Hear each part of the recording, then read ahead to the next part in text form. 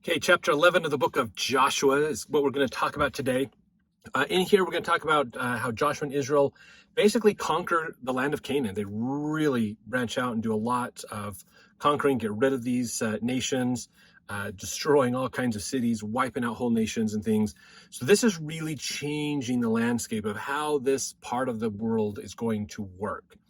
So because of that, I wanted to take just a second before we jump into this chapter to just give a little bit of a greater context of what's going on in the world at this time. So this puts us time-wise, this time frame is around 1410 BC to 1400 BC, somewhere in that area is this time period that we're talking about here. Is Israelites are now in Canaan and they're conquering all the nations in Canaan as well. So in that time frame, this puts us right at the beginning of what's known as the late Bronze Age. So the Bronze Age starts around 3300 BC, so way back, way back, almost to probably closer to Abraham's time or even before Abraham. The Bronze Age is there because bronze was a common metal that they used. So that was very common. Now, bronze isn't a metal you just find in the ground. It's usually copper and tin with some arsenic or some other things mixed in to make bronze. So bronze is an alloy of other metals coming together, basically. But it marks a common usage in these centuries that are happening from about 3300 BC up to around 1200 BC. Is the Bronze Age. So we're around 1400 BC. This is the late Bronze Age, basically. And so here in a couple hundred years, they're going to start to move away from using bronze to other metal alloys, getting into other things as well as we move forward, like brass and other things. So we'll talk about those as we get there. So that kind of gives a bit of a larger context of archaeological data of what's going on. But we have to understand too, at this time, okay, there are nations, the country of Greece is a country that's a big nation, lots of groups happening up there. About 1400 BC, there's a lot of shifts of power happening around the world. In fact, up in Greece, the power went from the island of Crete and moved more mainland in Greece, basically for the centralization of their power where their government was. So that's happening up there. There's still a lot of the tribal areas up through Rome and Italy, and those areas up there are still forming lots of nomadic groups and small tribes up through Europe and things. Down in the Middle East, of course, Egypt is a large nation. We've talked about that with Moses coming out. So this is about the 18th Dynasty, and that is 18th Dynasty puts them in the New Kingdom. So this is after the second intermediary period, after the Hyksos experience, which happens around the Hyksos experience, which is basically a group of people who are foreigners who end up for a couple hundred years running Egypt. Happens near the time that the Israelites were there. There's no direct evidence that it was them. In fact, we did a whole ton of talking and discussion about that. If you go look up those videos in Genesis, book of Genesis, right there at the end of Genesis, early Exodus, we talk about that, how that time frame was with the Hyksos. There's not enough evidence to prove that was the children of Israel. And the story of the Hyksos doesn't match up with the story of the Old Testament, but it doesn't mean that there's not something else there. It is possible that some things were left out of the Old Testament because the Israelites didn't want that image to be shared back then, the ancient Israel. So that's possible. But that happened around that time. So now we're up with the 18th dynasty, Thutmose the second. Let me see, I have it right here, in fact. Let me just look it up. Yeah, oh no, Amenhotep the second. Sorry. Amenhotep the second into Thutmose the fourth is going to happen. And this is actually pretty interesting. This 18th dynasty of Egypt is really cool because we have people like Hatshepsut, which was a female pharaoh. She lived a little bit before this time. She reigned 1479, 1458 time frame. So she was there at the time that Israel was going through the desert and coming up into Canaan and things, basically. Then we also have here pretty soon, we're going to have Tutankhamun, we're going to have Akhenaten and King Tut and all those. So there's a lot of cool stuff that's coming here pretty shortly for Egypt. So this is just before all that happens. In fact, to give you an idea, Amenhotep or Akhenaten, that's King Tut's dad, he reigned 1351 to 1334 BC. So we're probably around 50 to 60 years before he is the king of Egypt. So he's probably, his parents are all probably alive at this point, but he just hasn't been born yet. But he's about to be born, basically. So that would get us into Amenhotep III, who's coming up soon after Tutmosis IV. So cool, a lot of history of Egypt around this time as well, as Joshua is now in Canaan and they're conquering the people up here. A lot of interesting things that are going on there. Into Central America, actually, the Olmec nation started around 1400 BC. So this is about the time where the Olmec nation is actually starting to flourish, become a big nation in Central America as well. So a lot of cool things that are going on. Just to give you some context of what else is happening in the world at the time that Joshua and the Israelites are taking over Canaan, just to give you some perspective. And I'm going to try to add this in, a little bit of historical perspective into the Old Testament, just to help us understand how does the Old Testament, oftentimes when we read the Old Testament, we read it as if it's separate from world history, and it's not. It weaves into world history. It has sometimes a different perspective of experiences from what the world records. But again, the one thing you learn when you study Egyptian history is written by the victors. That's why Egypt is claimed to have never really lost much of a fight, because they just don't write about those. They only write about their victories. Who wants to be the pharaoh known for losing? So they only write victories. So history is still quite subjective. We still have challenges with the truth of history, but it's fascinating to just see, when we look at the world, how did the Israelites work with the greater world around them? What else was going on around them at this time, basically? So some cool things for us to look at. All right, let's jump into this chapter. So verse 1, it came to pass when Jabin, king of Hazor, had heard those things, that he sent to Jobab, king of Madon, and to the king of Shimron, and to the king of Akspah, and to the kings that were on the north of the mountains and of the plains south of Chinneroth, in the valley and in the borders of Dor on the west, and to the Canaanite on the east and the west, the Amorite, the Hittite, the Perizzite, Jebusite, the Hivite, they went out, they and all their hosts with them, much people, even as the sand that is upon the seashore in multitude, with horses and chariots, very many. So lots of activity. This is the second group who has had multiple towns, multiple cities, multiple kingdoms, have banded together to try to form a much larger army to face Israel. This is probably one of the largest armies Israel has faced to this point. They're hoping that their numbers can just overwhelm Israel and they can win Israel. They forget God is in charge and God is with Israel. So they go out, verse 5, and when all the kings were met together, they came and pitched together at the waters of Merom to fight against Israel. And you can, if you want to look these up, basically, you can actually go see these places in Bible Dictionary. You can look up a lot of these lands and look them up and see where they are at.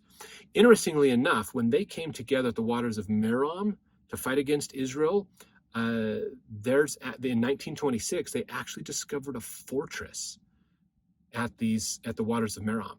So archaeologically, there's some evidence of a great fortress that was built in this area. Maybe that was one of the fortresses that they used as these armies came together to fight Joshua.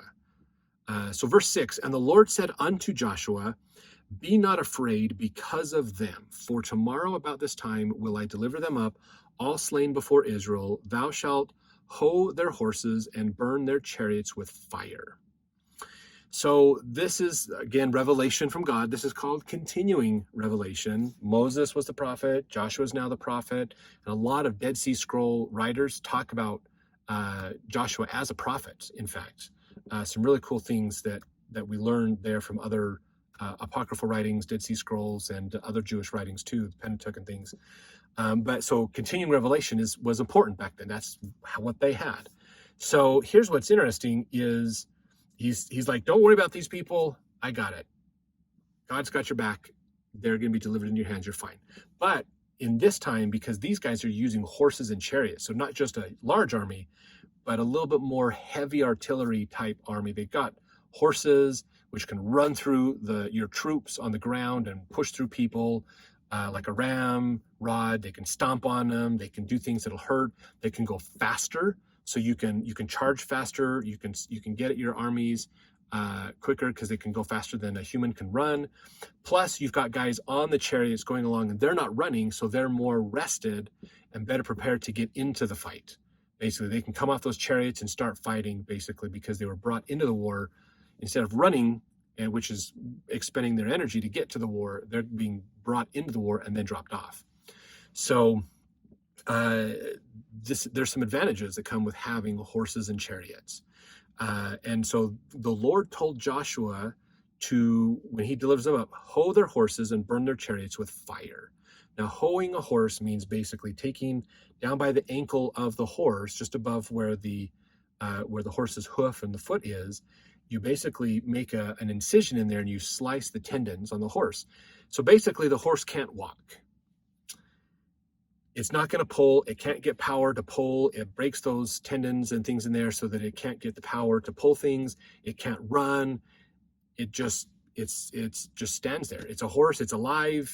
It'll walk around on its own, but it's not going to be able to be used for like battles and other things. So this is a really interesting point that the Lord is saying, I want you to take the military technology advantage that this other army has, and I want you to destroy it. So the Israelites can't use this as an advantage.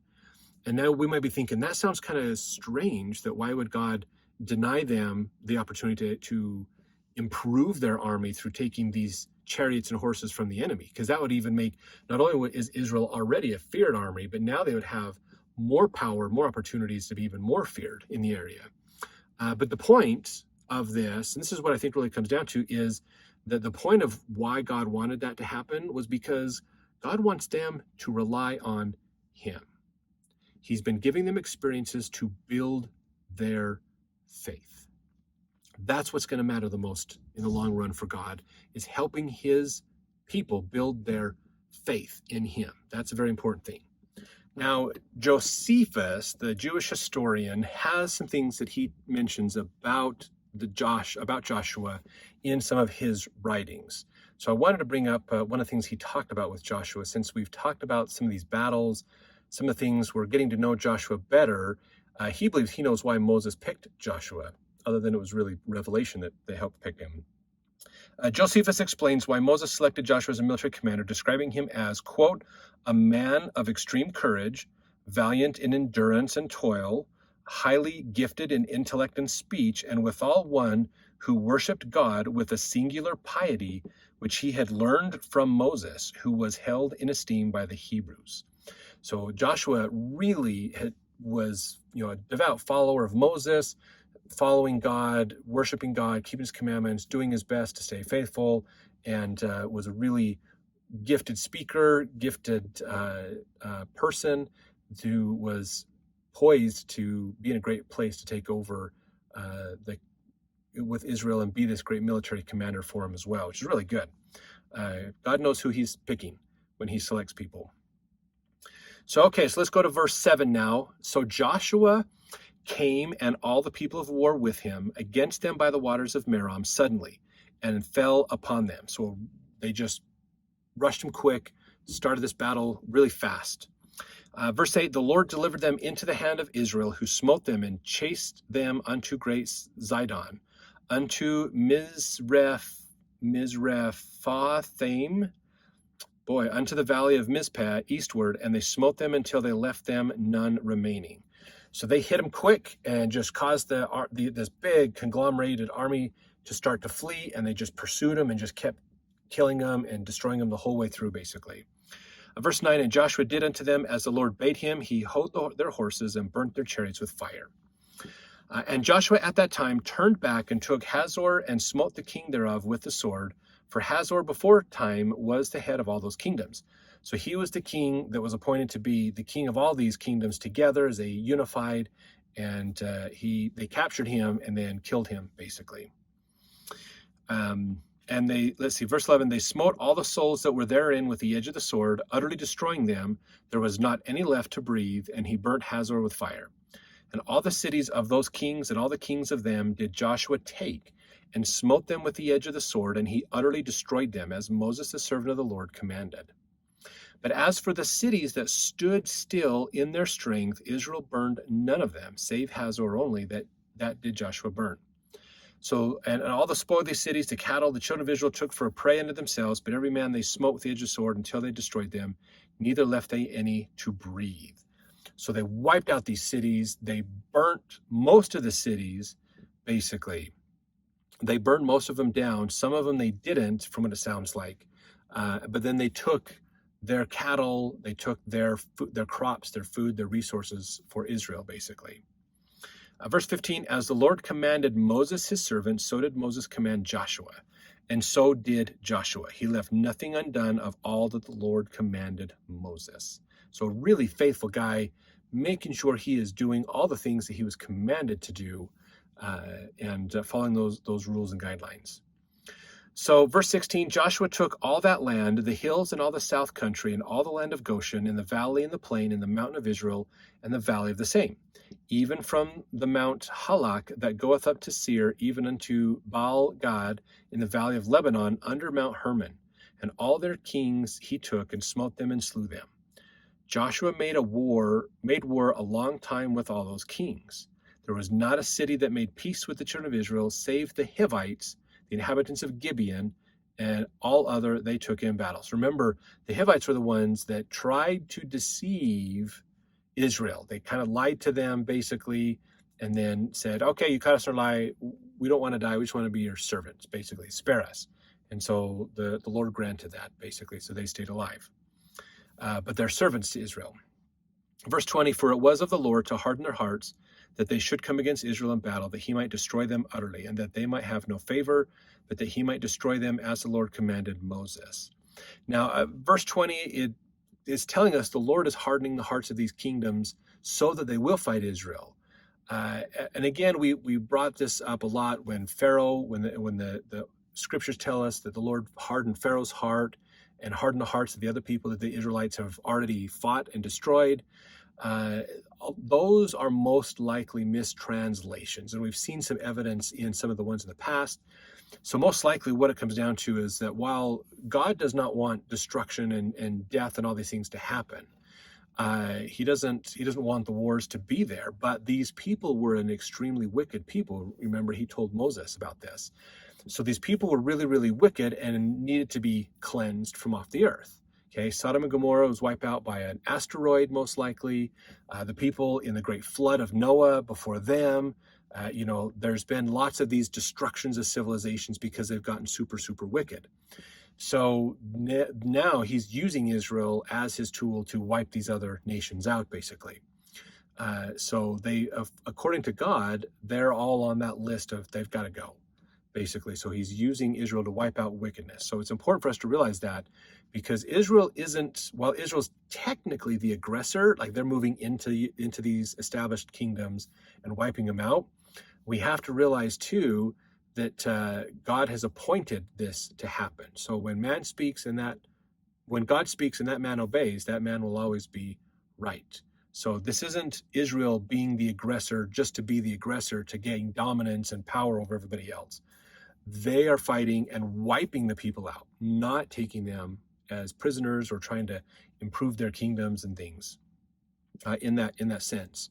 So this is important for us to look at. Okay, when we think of military strategy and gospel principles, there aren't examples where God said, just go wipe these people out because they need it, they deserve it. No, he's going, look, these guys have been wicked and their hearts have changed. They're not coming back to me, so they need to be destroyed before the wickedness spreads. So that's what's going on here, basically. Israel is technically the aggressor, but it's because God has told them to do this. And really, a lot of these nations have come, they've seen Israel come, they build up their armies, and they come out to meet Israel. So they come out willing to fight, not willing to back down. The one that did back down, the Hivites, survived. They didn't get killed. They didn't get destroyed because they were willing to work with the Israelites. The rest of them are building these armies and coming against Israel. So in a lot of cases, even Israel isn't taking the first shot, so to speak. They are not aggressing against them. They're moving into the area, but then the other armies are coming out against them first, and they're pushing them back and winning. So just realize that. I don't think it's necessarily the Lord is playing games with the hearts and minds of these people to get a bunch of people killed. That's not what verse 20 is about. In fact, I bet you it's saying that these people have hardened their hearts against the Lord, basically, is most likely what I would say is what's there. Verse 21, and at that time came Joshua and cut off the Anakims from the mountains, from Hebron, from Debir and Anab, from all the mountains of Judah and from all the mountains of Israel. Joshua destroyed them utterly with their cities. There was none of the Anakims left in the land of the children of Israel, only in Gaza, in Gath, and in Ashdod there remained. So Joshua took the whole land according to all that the Lord said unto Moses, and Joshua gave it for an inheritance unto Israel according to the divisions by their tribes, and the land rested from war. So they've got through these people, they've got things taken care of, and now they have a time to take a bit of a break from all of this. So let's jump to the next chapter to see if this war is going to start back up and continue or not.